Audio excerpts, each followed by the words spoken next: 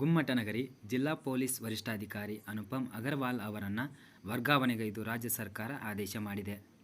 ಇನ್ನು ಎಸ್ಪಿ ಅಗರ್ವಾಲ್ ಅವರನ್ನು ಸ್ಥಳಕ್ಕೆ ಎಚ್.ಡಿ. ಆನಂದ್ ಕುಮಾರರನ್ನು ಜಿಲ್ಲಾ ಎಸ್ಪಿ ಯನ್ನಾಗಿ ಆದೇಶ ಹೊರಡಿಸಿದೆ.